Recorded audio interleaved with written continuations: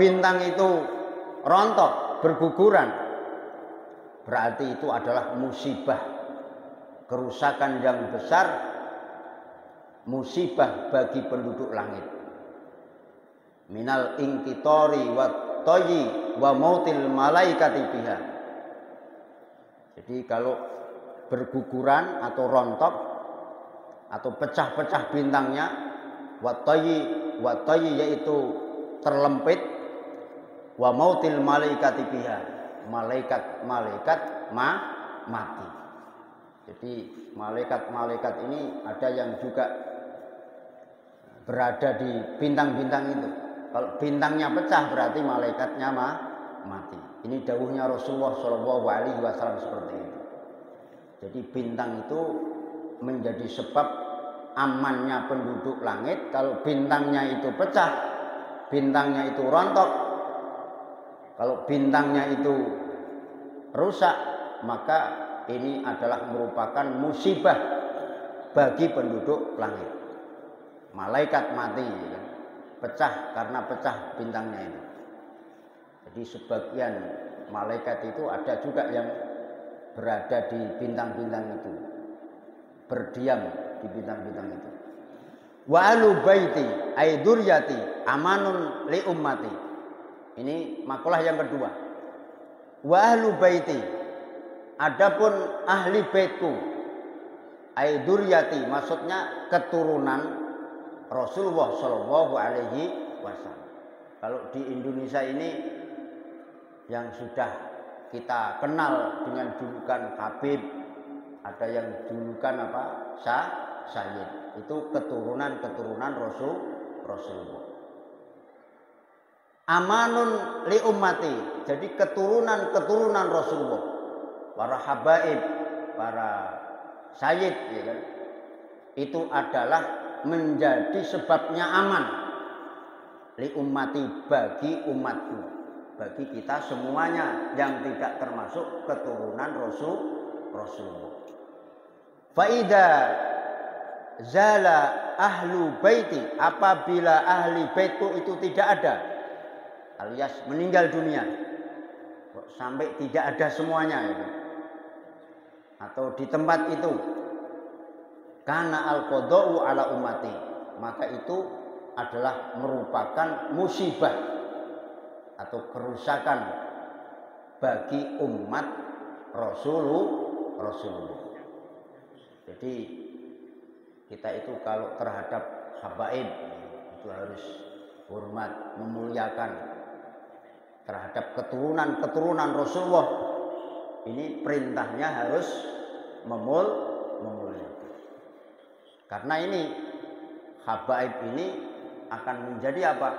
Menjadi rasa aman bagi kita semuanya.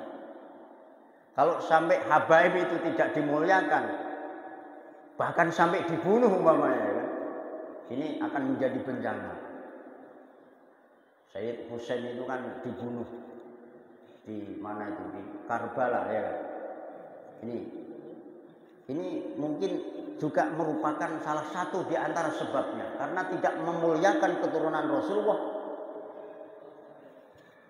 Timur Tengah ini sampai sekarang ya, itu terus ya, saling bunuh-bunuhan. Jadi kalau apa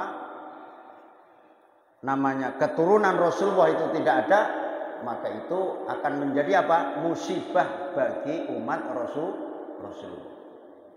Min dhuhuril bid'ah wa ghalabatil ahwa'i wa ikhtilafil aqaidi wa dhuhuri rumi wa ghariha. Jadi bid'ah itu banyak sekali bermunculan. Jadi kemudian apa? Hiburan-hiburan yang hanya untuk kesenangan, menuruti hawa nafsu di mana-mana. Kemudian keyakinan itu berbeda-beda muncul keyakinan baru. Wa dhuhuri rumi wa ghariha, dan di antara adalah menangnya Raja Rum. Kalau sekarang itu ya berkuasanya negara-negara adidaya Amerika dan sekutunya. Jadi kita kalah semuanya ya. Karena apa? Kurang mulianya apa? Memuliakan keturunan Rasul. Jadi Indonesia ini alhamdulillah ya, penyebar dai-nya itu kebanyakan adalah dari habaib. Ini lari dari Arab Saudi ya kan.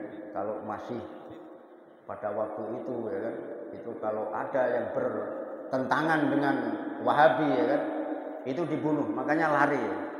Ada yang ke Malaysia, ada yang ke Indonesia, ada yang ke Brunei, Timur Tengah, banyak ini kan para habaib. Tapi jangan kemudian kita mengkultuskan kalau ada orang yang hidungnya mancung berwajah Arab ya, kemudian itu habaib, belum tentu. Itu belum tentu.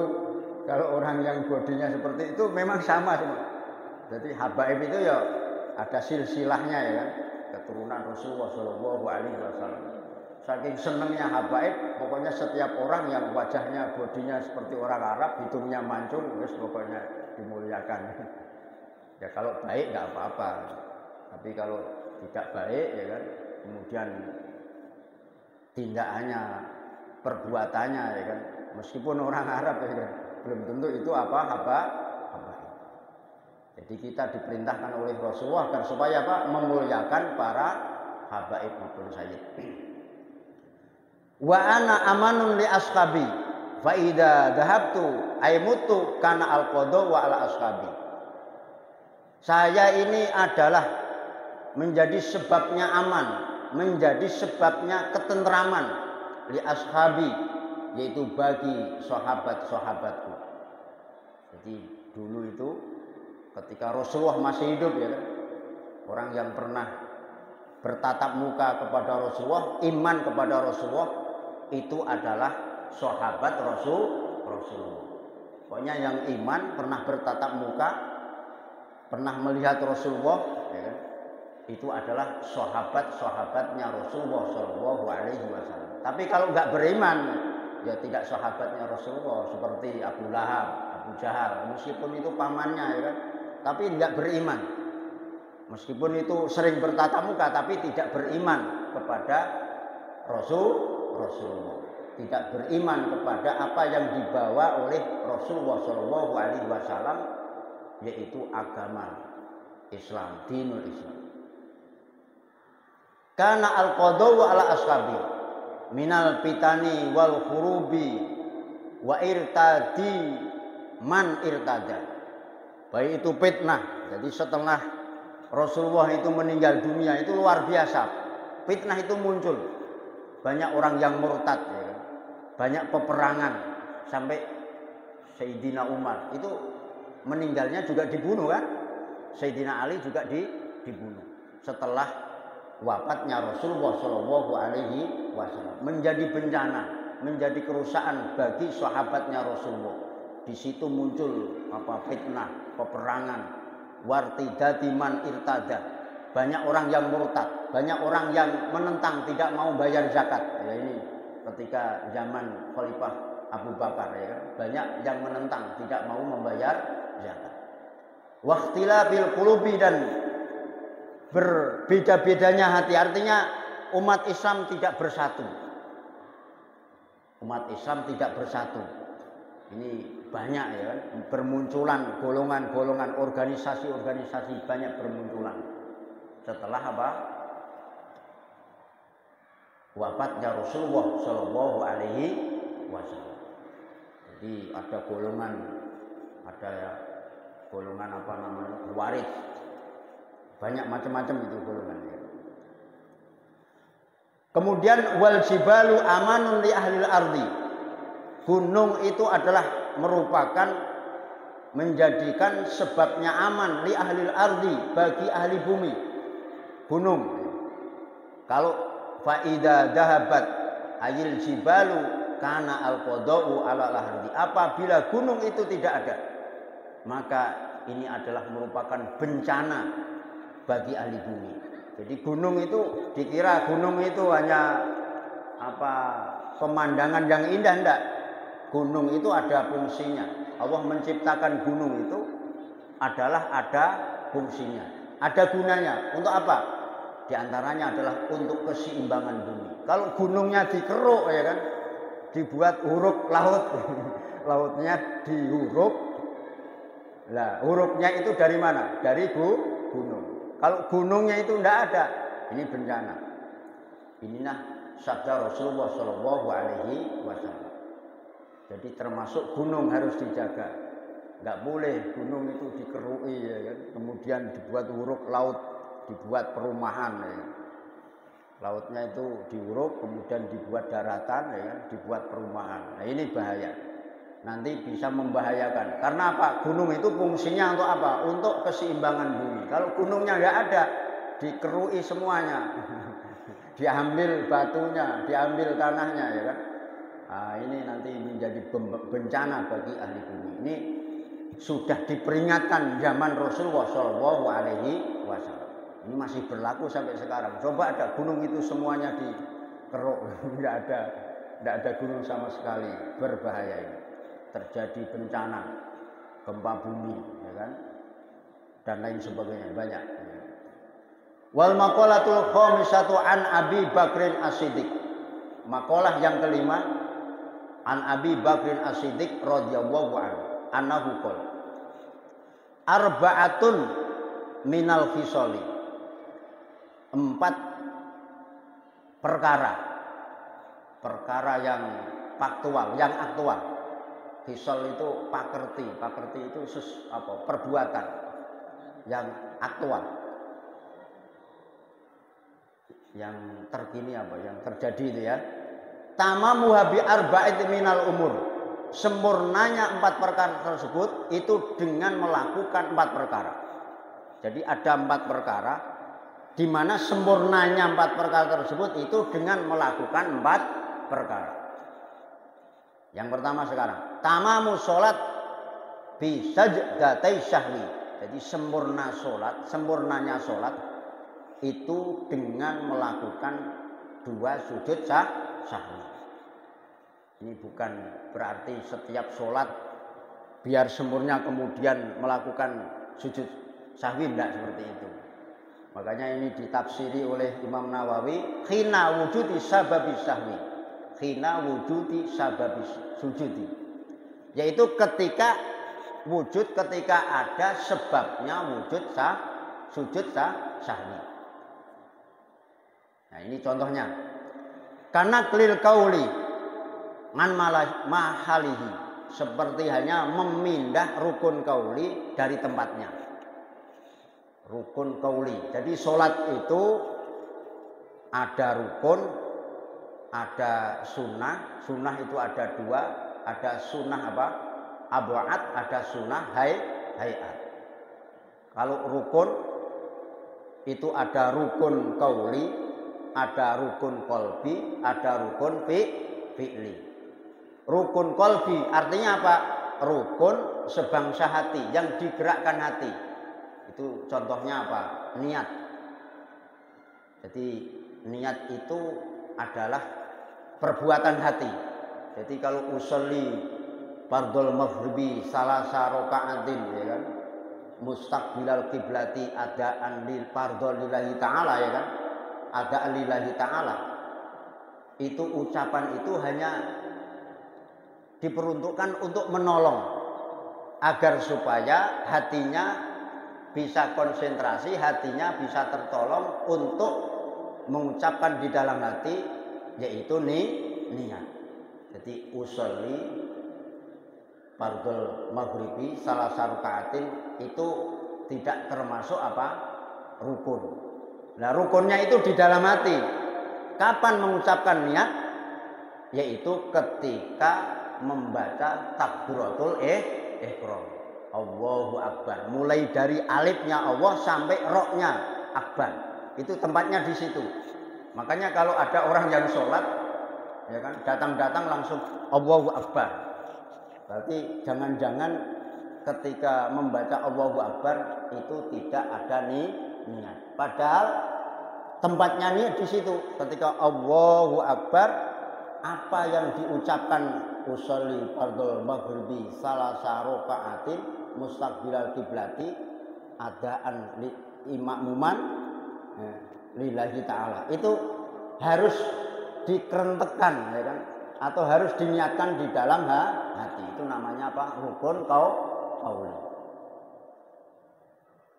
Kemudian Allahu Akbarnya sekarang. Allahu Akbar ini termasuk apa? Rukun. Jadi rukun apa? Qalbi. Kemudian Allahu Akbarnya ini rukun. Membaca Allahu Akbar namanya apa? Takbiratul ihram. Ini termasuk rukun qauli. Terus kemudian membaca surah Al-Fatihah itu rukun qauli. Termasuk rukun qauli. Terus tasyahud at-tahiyatul mubarakatus sholawatut thayyibatul lillah. Itu termasuk apa? Rukun qauli. Terus membaca sholawat Allahumma sholli ala Muhammad, ya kan? Ini juga termasuk rukun qauli. Termasuk rukun qauli lagi, yaitu salam yang pertama. Assalamualaikum warahmatullahi. Itu rukun qauli. Nah, sudah tahu kan rukun qauli? Kalau selain itu adalah apa? Rukun fi'li, seperti berdiri, kemudian rukuk, ya kan? Iktidal, ya kan? Berdiri, rukuk, iktidal, sujud, duduk di antara dua sujud, terus sujud lagi, terus julus, duduk yang terakhir. Ini termasuk apa? Rukun fi'li, rukun yang digerakkan dengan anggota badan. Nah, kalau kita membaca surah, ya kan, surat-suratan, ya kan, itu termasuk apa? Sunnah hayat. Terus doa-doa di dalam apa? Di dalam ruku, iktidal, itu doa-doa itu termasuk juga sunnah hayat. Jadi harus bisa membedakan ini, kan, mana yang rukun, mana yang sunnah mana yang sunnah abad, mana sunnah yang hayat. Harus bisa membedakan. Karena kalau rukun ini apabila ditinggalkan dengan sengaja, ya, ini nggak sah. Menjadikan apa? Nggak sah sholatnya. Kalau ditinggalkan tidak sengaja, lupa, ya kan? Umpama rukuk ini kan rukun, lupa, ya kan? Langsung sujud. Jadi habis membaca surah, kemudian langsung sujud, tidak rukuk. Nah, ini nanti kalau lupa seperti itu, langsung berdiri rukuk, ya kan? Yang belum dilaksanakan itu dilaksanakan. Rukuk, setelah rukuk iktidal, setelah iktidal baru sujud. Lah baru nanti kalau seperti ini disempurnakan dengan sujud sahwi. Jadi sujud sahwi itu bukan mengganti rukun, enggak, tapi untuk menyempurnakan sholat. Nah, termasuk di sini adalah naklul qauli, memindah rukun qauli man mahalihi dari tempatnya. Tapi ini tidak semuanya rukun qauli itu bisa dipindah, enggak. Ada rukun qauli yang tidak bisa dipindah. Contohnya apa? Enggak boleh dipindah itu. Takbiratul ihram. Takbiratul ihram itu kan merupakan permulaan. Kalau belum dibaca takbiratul ihram berarti sholat belum dimulai.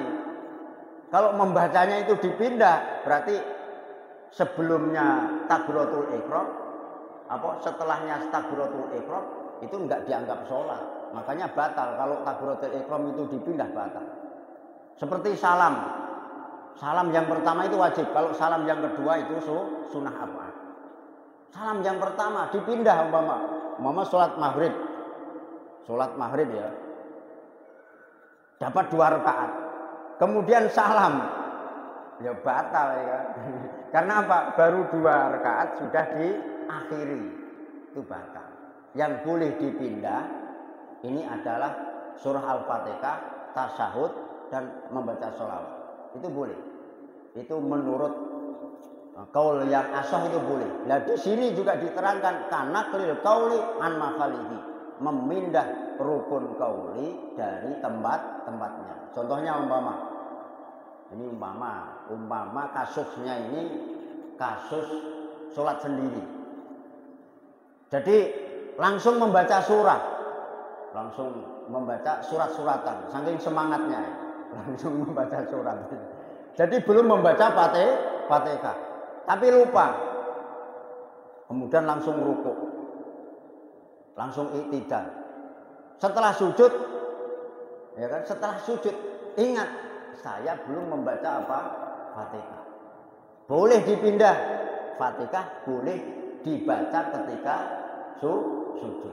Nah nanti disempurnakan dengan sujud sahwi. Ini kalau rukun qauli boleh. Jadi umpama Fatihah dibaca di rukuk, di sujud itu boleh. Kalau dibaca iktidal nggak boleh karena iktidal itu termasuk rukun qasim. Jadi nggak boleh lama-lama. Jadi diusahakan jangan lama-lama kalau iktidal, termasuk rukun qasim. Itu boleh. Menurut qaul Ashah di kitab Tuhfah itu boleh. Ini saya bawa takbirnya ini. Lau nakola ruknan qaulian, apabila seseorang itu memindah rukun qauli. Ini fakhroja assalamu alaikum wa takbiratul ihram. Dikecualikan kalau memang rukun qaulinya itu adalah salam dan takbiratul ihram, itu dikecualikan, tidak boleh. Seperti Fatihatin fi rukuk, membaca Fatihah di rukuk. Ini kasusnya itu sengaja maupun tidak sengaja. Lam tabtul amduhu, tidak batal. Walaupun sengaja enggak batal. Alal ashah. Karena apa? Li'annahu ghairu mukhilin bi suratiha. Karena meskipun itu dipindah, itu tidak mencacatkan daripada bentuknya rukun qauli tersebut. Bentuknya Fatihah itu tetap terbaca. Ya, kecuali kalau apa namanya itu memindah rukun fi'li, ini tidak boleh. Memindah rukun fi'li tidak boleh. Kalau sengaja batal salatnya, ya kan? Tidak boleh. Nah, kalau rukun qauli boleh. Jadi umpama, tapi ini jangan dipraktekkan ya. Kalau dipraktekkan nanti dianggap ini ajaran baru. Ya. Jadi imamnya langsung membaca, ini mindah. Kalau mindahnya itu surat dulu kemudian Fatihah tidak apa-apa. Ini imamnya ini apa model ajaran baru, langsung wadduha dibaca. Baru Fatihah, ini apa-apa. Tidak apa-apa. Kalau mindah seperti itu tidak apa-apa. Dan tidak disempurnakan dengan sujud sahwi. Karena apa? Karena surat itu kan memang mahalnya surat itu dibaca ketika berdiri. Begitu surat Fatihah kan berdiri juga. Itu tidak apa-apa. Tapi kalau surat Fatihahnya dipindah, ya kan, di rukuk, nah ini orang-orang bingung. Orang-orang bingung. Nah, memindah rukun apa qauli di lain tempatnya itu boleh. Nah, nanti disempurnakan dengan apa? Sujud sahwi. Tapi jangan dipraktekkan. Nanti dikira ini ajaran baru ya. Jadi wajarnya saja. Jadi Fatihah dulu, kemudian surat. Sebenarnya dibalik tidak apa-apa, langsung surat Fatihah enggak apa-apa. Itu enggak harus Fatihah dulu. Tapi kan namanya wajib, Fatihah kan wajib. Ya harus didahulukan daripada sunnah. Lazimnya seperti itu. Tapi sunnah dulu kemudian yang wajib ya tidak masalah. Tapi lazimnya itu wajib dulu baru sunnah. Tapi ini ilmu aja untuk pengalaman. Ini ada kitabnya itu seperti itu. Tapi untuk pengalaman jangan dipraktekkan. Tapi boleh ketika sampai itu makmum, kemudian saking enaknya mendengarkan suaranya imam, nggak baca Fatihah sampai habis. Nah, walaupun makmum itu juga wajib membaca surah Fatihah. Nggak cukup mendengarkan imam, ya kan? Nggak cukup. Makanya kalau berjamaah itu ada tempatnya ya. Yang pertama, setelah takbiratul ihram diam sejenak membaca apa? Doa iftitah. Ya kan? Inni wajhtu wajhiya lilladzi, itu kan yang dibaca itu. Kemudian imam membaca surah Fatihah. Setelah menjawab surah Fatihah itu diam sejenak, memberi kesempatan makmum untuk membaca surah Fatihah. Kalau ada makmum, ya kan, kemudian saking enaknya mendengarkan suaranya imam, lupa tidak baca surah Fatihah. Boleh itu nanti. Nanti dikerjakan itu di sujudnya ya. Di rukuknya. Rukuk kok belum selesai. Ya, ikuti imam aja, diselesaikan di sujudnya nanti. Itu boleh. Tapi kalau kita makmum nggak boleh, harus ikut pada imam, nggak boleh yaitu disempurnakan dengan sujud sahwi. Nggak boleh, harus ikut imam. Kalau imamnya nggak sujud sahwi nggak boleh. Karena wajib makmum itu berjamaah itu makmum wajib ikut pada imam. Ini contohnya kanak lil kauli an mahalihi. Di antaranya sholat itu disempurnakan dengan 2 sujud sahwi, yaitu karena apa? Memindah rukun kauli dari tempatnya. Wadalika imma ayakuna amangkulu ruknan au ba'dan au hayatan.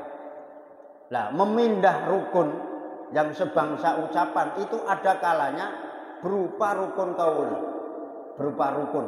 Ada kalanya yang dipindah itu adalah berupa au ba'dan, sunat ab'ad, au hayatan atau sunnah hayat.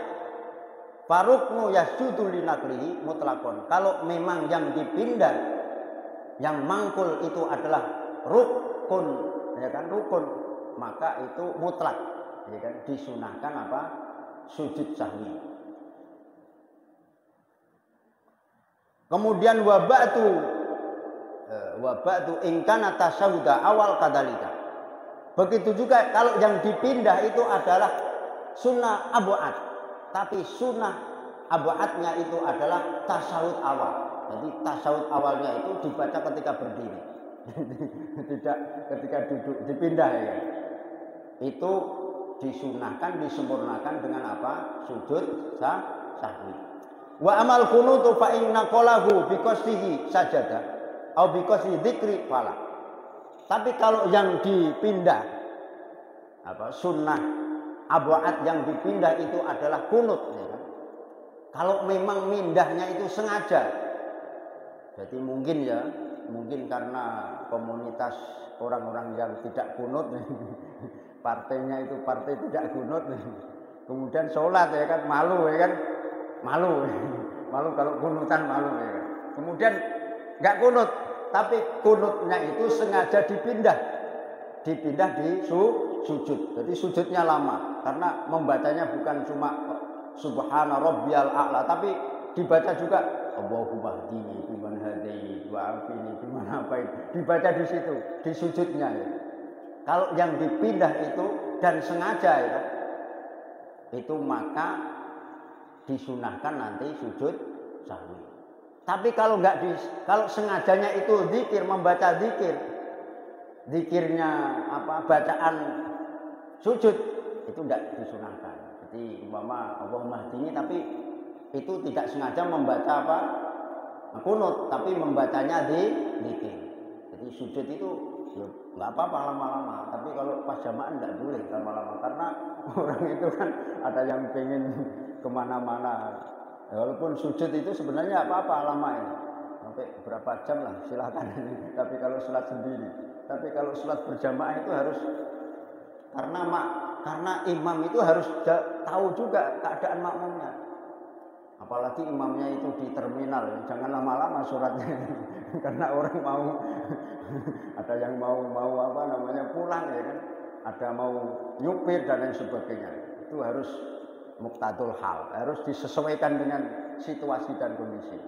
Di sini juga seperti itu, jangan lama-lama kalau sujud terakhir. Mungkin ada makmum yang mau cepat pulang, tapi kalau di sini tidak terlalu lama, sudah biasa ya. Jadi kalau membaca kunut dibaca di apa? Di akhir ya. Tapi tujuannya apa? Tujuannya adalah membaca zikir, itu tidak sujud sahwi. Wal hay'atu la yasjudu li naqliha ila surah kada apata Syekhuna Ahmad Jurjadi, Ahmad Nahrawi. Jadi kalau yang dipindah itu sunnah hay'at, itu tidak apa? Tidak sunnah sujud sahwi. Kecuali kalau yang dipindah itu adalah surat. Ya, umpama surat dibaca di rukuk, ya itu suratnya dibaca di rukuk, lupa atau sengaja ya kan, itu disunahkan. Umpama lupa nggak baca surat kemudian dibaca di rukuk ya kan? Atau di sujud, itu nanti setelah salam selesai itu apa? Kemudian disempurnakan dengan sujud sahwi. Ini kalau yang lain ya kan, yang lain enggak, umpama lupa lupa membaca zikir di dalam sujud atau membaca doa di antara dua duduk di antara dua sujud ya kan. Itu apabila meninggalkan itu tidak disunahkan sujud sahwi. Jadi paham Pak ya? Jadi sujud sahwi ini bukan menggantikan rukun ya kan, tapi untuk menyempurnakan. Jadi kalau ada rukun yang ditinggalkan, terutama rukun fi'li, nanti kalau ingat langsung kembali mana yang ditinggalkan itu harus dilakukan. Mama sampean Allahu Akbar, kemudian setelah membaca surah tidak rukuk langsung sujud, ya kan? Ngantuk langsung sujud. Itu ketika ingat harus berdiri ya kan, kemudian rukuk. Setelah rukuk i'tidal baru sujud. Dan nanti kemudian itu disempurnakan dengan sujud sahwi. Sebelum salam disempurnakan dengan sujud sahwi. Tapi sujud sahwi ini tidak wajib. Umpama dilakukan tidak apa-apa, menjadi sempurna. Tapi kalau nggak dilakukan ya tetap sah. Tapi kalau lupanya tersebut, ingatnya tersebut, itu sudah memasuki rakaat yang kedua. Itu berarti kalau ada rukun yang tidak dikerjakan ya, sudah memasuki rakaat yang kedua. Berarti umpama rukuk, nggak rukuk ya kan? Ya kembali pokoknya, ya kembali ya kan? Berarti sama dengan yang sudah dilaksanakan itu tidak terhitung seperti itu. Tapi umpama sholat, setelah sholat itu ragu-ragu. Ini dapat 1 rakaat, dapat 3 rakaat atau sudah 4 rakaat, umpama sholat zuhur. Ragu-ragu seperti itu. Kalau ragu-ragu itu harus disempurnakan. Kalau ragu-ragu 3 atau 4, berarti sampai tambah 1 rakaat. Ya kan? Setelah tambah 1 rakaat, kemudian disempurnakan dengan sujud sahwi. Nah, sujud sahwi ini untuk menyempurnakan, jangan-jangan itu lebih rakaatnya. Kan masih mamang, apakah 3 atau 4? Jangan-jangan sudah 4 tadi kan. Nah, kalau sudah 4 kemudian masih ragu, ditambah 1 kan menjadi 5. Ya tidak apa-apa. Tapi nanti itu disempurnakan dengan sujud sahwi. Jadi nambahi rukun fi'li itu juga nanti disunahkan sujud sahwi. Kalau lupa, kalau menambahi kemudian itu karena sengaja, itu beda, itu batal. Kalau nggak sengaja lupa ya kan, nah, itu tidak apa-apa. Kalau lupa tidak apa-apa ya kan, itu nanti disempurnakan dengan sujud sahwi. Atau meninggalkan, ya kan? Kalau meninggalkan itu juga nanti sujud sahwi. Tapi kalau meninggalkan itu harus dilakukan. Mana yang ditinggalkan itu harus disusuli. Maksudnya secepatnya itu harus dikerjakan. Itu di antaranya sebab-sebab daripada disunahkannya sujud sahwi.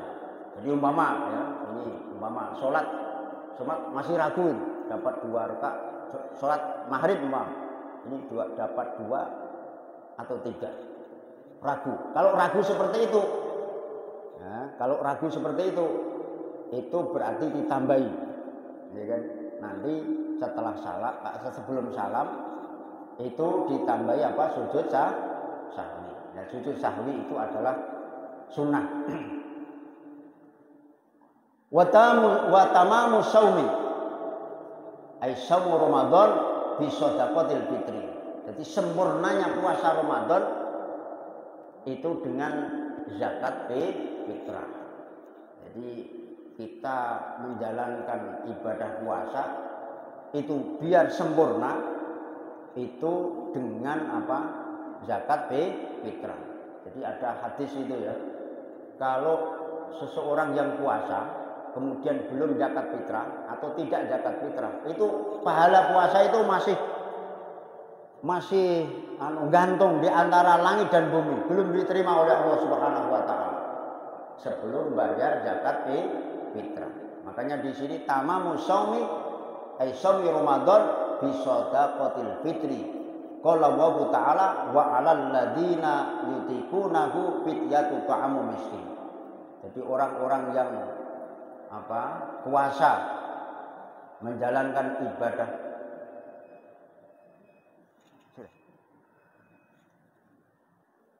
wa 'alal ladzina yutiqunahu fidyatu ta'amu miskin. Ini mau tak jelaskan, tapi ini masih panjang ya, yaitu nanti jelaskan yang akan datang. Jadi tamamu shaum bi shadaqatil fitri.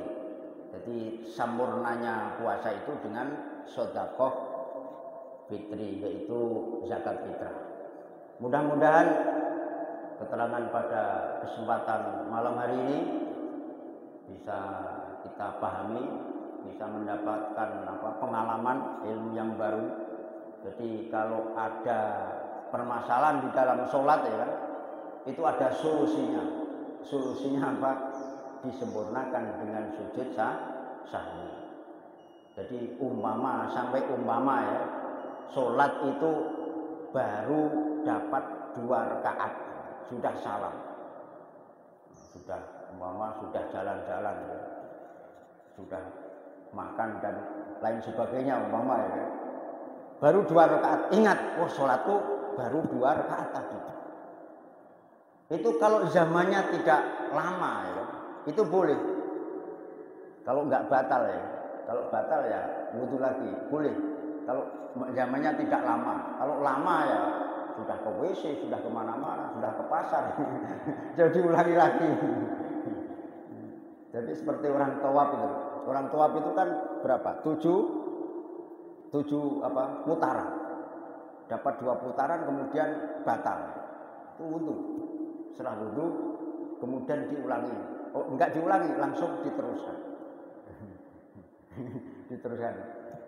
Tapi ini kalau masanya tidak panjang ya, sholat itu kalau masanya tidak panjang. Kalau panjang masanya lah, panjang dan tidaknya itu diukur dengan urut umumnya ya. Umpama sholat baru dapat 3 rakaat sholat zuhur, kemudian salam, kemudian ke sana ke lapangan kan, oh tahu saya ini baru sholat berapa, kembali ke masjid ditambahi 1 rakaat, itu enggak apa-apa. Kalau memang waktunya tidak panjang ya, tidak sudah lama ya. Kalau lama ya diulangi lagi. Itulah yang bisa saya sampaikan kurang lebihnya. Kalau memang ada yang tidak paham nanti bisa ditanyakan, karena ini sebenarnya bukan ngaji fikih ya, tapi ada keterangan seperti itu. Tapi kalau sampai ngaji Fathul Mu'in, Fathul Wahab atau Mahali, kitab-kitab fikih insya Allah paham ya kan. Keterangan-keterangan seperti di sana itu banyak dijelaskan. Inilah kurang lebihnya, saya minta maaf yang sebesar-besarnya. Kami akhiri. Wallahul muwaffiq ila aqwamit thoriq. Wassalamualaikum warahmatullahi wabarakatuh.